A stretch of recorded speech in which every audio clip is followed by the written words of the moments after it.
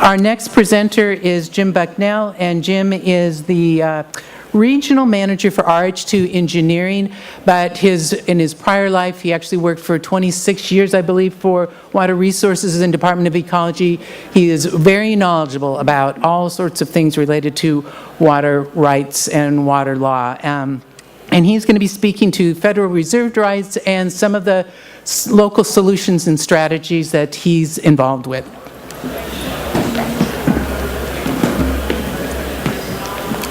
Thanks, Sue. Good morning, everybody. Linden isn't always a place where you want to advertise your background of having worked for ecology for 27 years, but it is true, nevertheless, and so I'm a recovering ecology employee, I suppose. Randy just said when Casey showed the Water Resources Explorer and all the data that went into it, he leaned over and said, "So I guess you guys were working, huh?" That was pretty good. So anyway, just a little bit of background about my background at ecology. I did work there for 27 years. I was in the Water Resources program the whole time. I was a section supervisor at Northwest Regional Office for some time, which is the job Jackie Klug has now. Some of you may know her. And in that capacity, I had authority for all the water right activities in the 7 Northwest counties, which was King and Kitsap North. And then when they opened the Bellingham field office, I moved up here to Mount Vernon and worked as the sort of local contact for all water resources issues in this watershed. And then when the watershed planning process started, I was the watershed lead on watershed planning, so I represented ecology and the other state agencies at the planning unit. So I've got a lot of years of experience in Whatcom County water issues. And then again, I managed the northern office of our RH2 Engineering. We're a civil engineering firm that specializes in sewer and water systems and transportation, and I do water rights work for our clients in that capacity as well. And as I'll talk in a few minutes, I'm also doing some work on water rights here in the county. So with that background, Sue asked me to talk a little bit about federal reserved water rights, and first caveat is that I'm not an attorney, I'm not an expert in tribal water law, but I do know something about it, and the things I'm saying are my opinion and not the opinion of anybody else in the room or outside the room. It's just what I think about and know about federal water rights. The basic premise is that federal reservations of land, whether it's the North Cascades National Park, a military base, national monuments, Forest Service land, any reservation of land, including Indian reservations, includes with it sufficient water to meet the needs of that reservation. And unlike state law, where you have to use a water right to use it, a federal reserved right sits there and doesn't have to be used, and you don't lose it, it's still there. So if 100 years down the road there's a need for that water for that reservation, that water is still there. So it's a fundamental difference between state law and federal law. The rights to such waters for reservations are referred to as federal reserved rights, and they have a priority date of the date the reservation came into existence, and again, regardless of whether it's been put to use. So in the case of the local Indian treaties, that's I think 1855, I believe, was the year for the treaties. And so Congress and the courts have generally kind of narrowly construed those rights, the extent of those rights, and they can be quantified through what's called a general adjudication of water rights, and those occur in state superior court, and I'll talk a little bit more about what an adjudication is and is not in a few minutes. Reserved rights for Indian reservations generally include water sufficient to meet the needs, and it's often referred to as homeland purposes, so whatever the homeland purpose is, and started out being largely agrarian, agricultural purposes, but some court cases have said they have water to develop new economic activities and so on.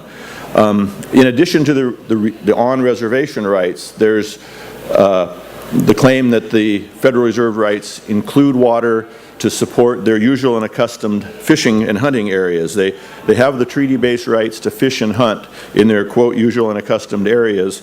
And so there's many court cases about what's the extent of that off-reservation in-stream flow right. That's one of the huge issues in this county. It's unresolved. Lummies and Nooksacks both assert a federal reserved right for in-stream flow. that would have a serious impact on all water users in this county, depending on the level that it gets set at, if in fact it does get set. They have a senior priority date, so they are a very senior water right. If and when the water right gets quantified, it could have some serious repercussions. The federal government agencies have what's called a trust responsibility to the tribes. I went to the Bureau of Indian Affairs website and found a quote to try to describe that. And it said, and I quote, "The federal Indian trust responsibility is also a legally enforceable fiduciary obligation on the part of the United States to protect tribal treaty rights, lands, assets, and resources, as well as a duty to carry out the mandates of federal law with respect to American Indian and Alaskan Native tribes and villages." I was involved in water rights negotiations on the Lummi Reservation, and I asked the chair of the federal team at that time, a guy named Bob Anderson, how does your trust responsibility to the tribe compare to your responsibility to the tax-paying other citizens of the United States that you also work for? I appreciated the candidness of his answer. He made a very clear response, and what he said was, and I think it was very informative, he said, you may not like this news, but this is what he said. He said, "We're going to do what we need to do to fulfill our trust obligations for the tribes, and if that helps somebody else, that's okay too."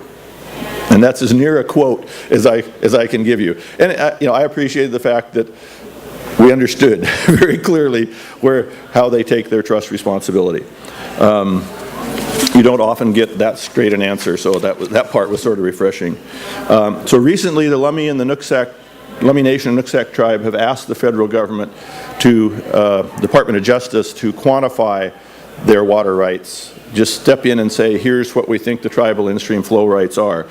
I don't know if that's unprecedented, but I'd personally never heard of that approach before.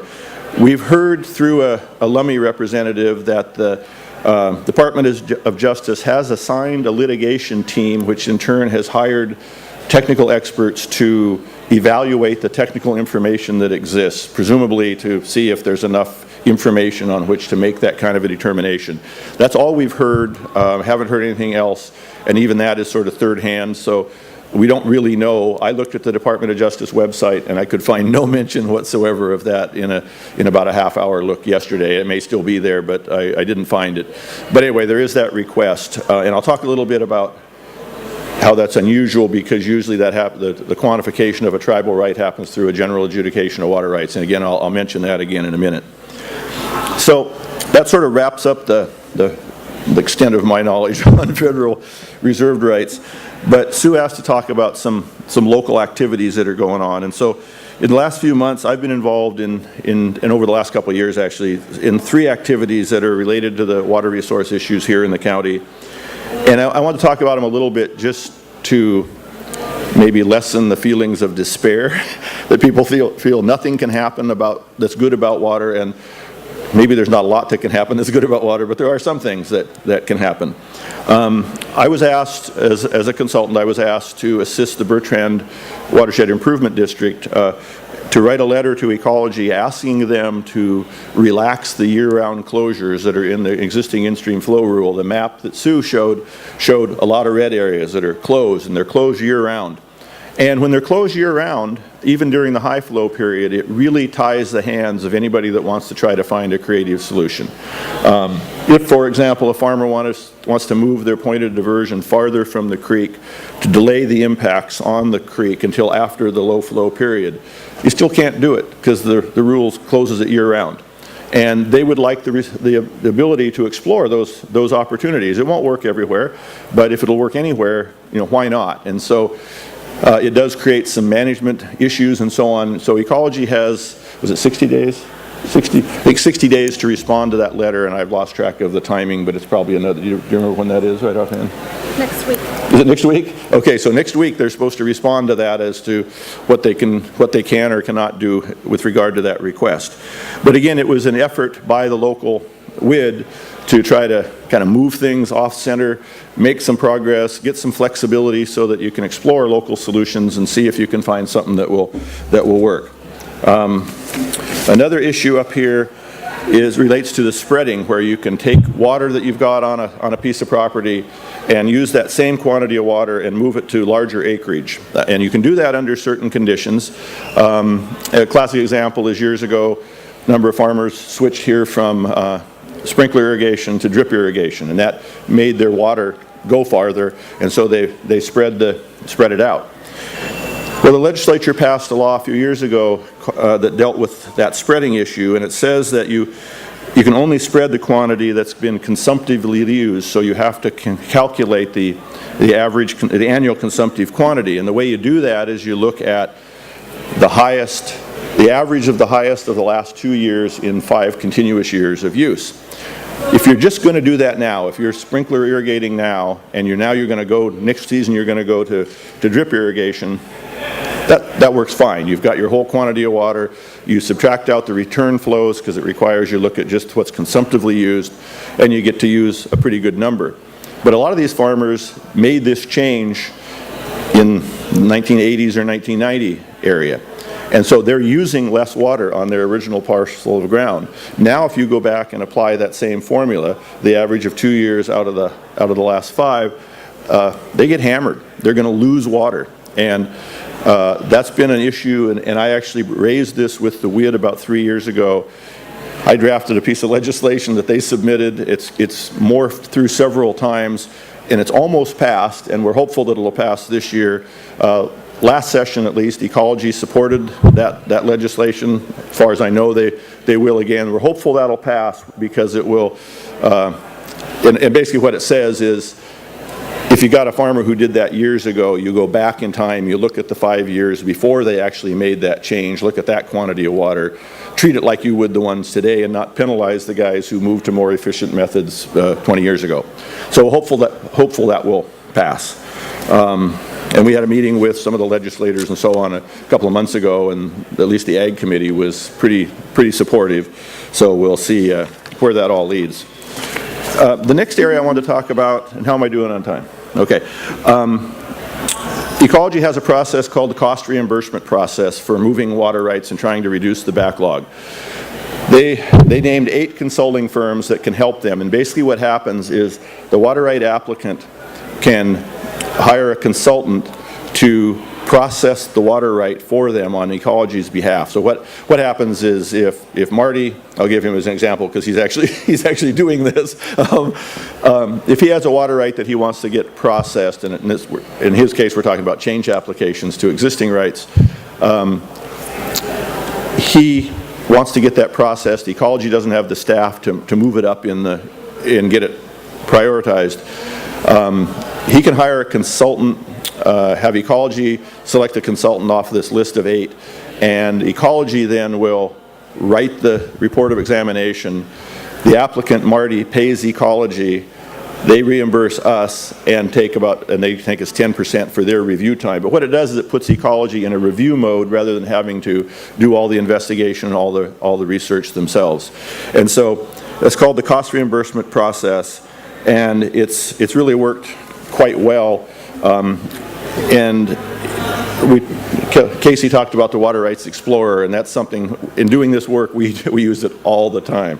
We're on the Explorer practically every day looking up water rights, seeing who's the neighboring water rights, see if there's going to be impairment because of the applications we're processing and so on. So I encourage you to look at that. It really is an impressive tool.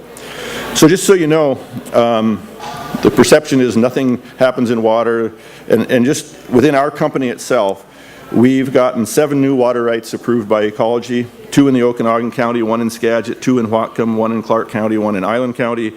We've got 13 changes approved, 5 in Okanagan, 8 in Whatcom County. We're contracted right now to do 15 more that are all in Whatcom County. There's a few more coming.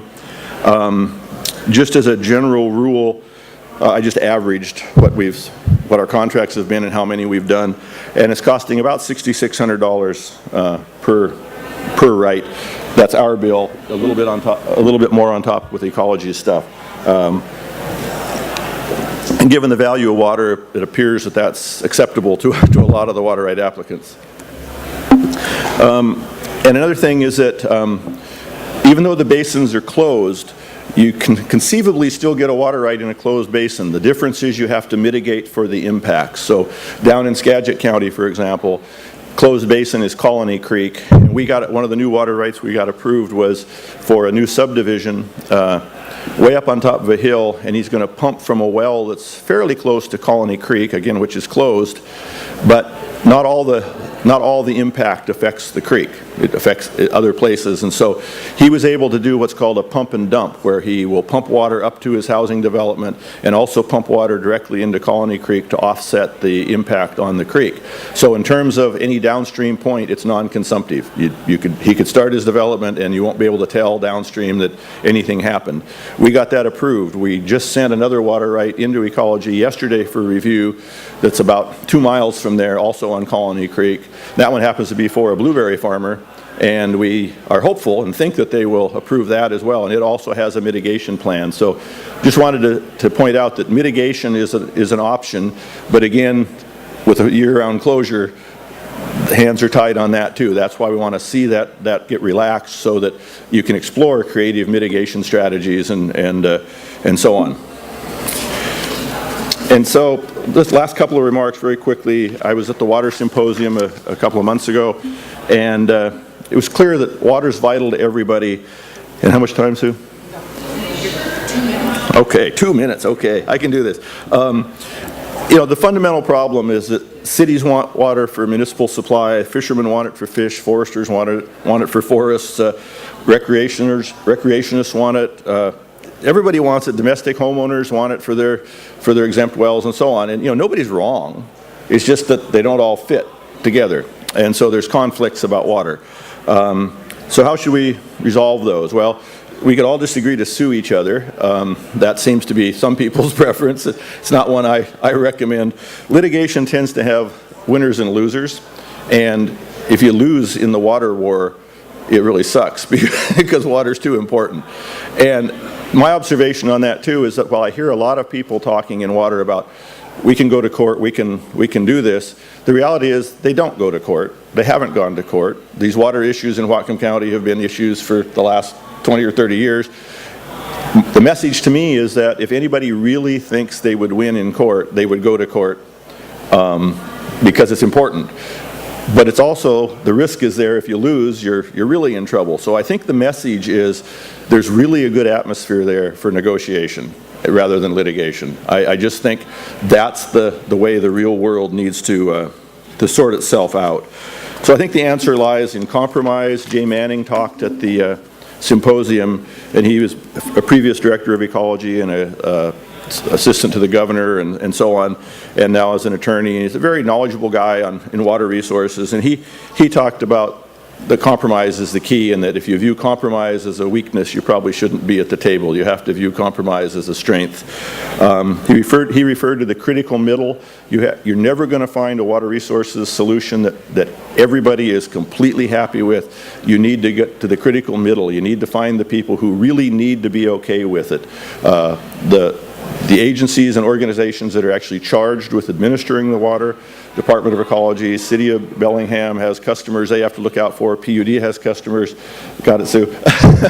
and so you really need to get the real key players on the table and involved. And you need to put yourself in other people's shoes. You don't want to, you got to look out for your own best interests, but you don't want to sell everybody else short either.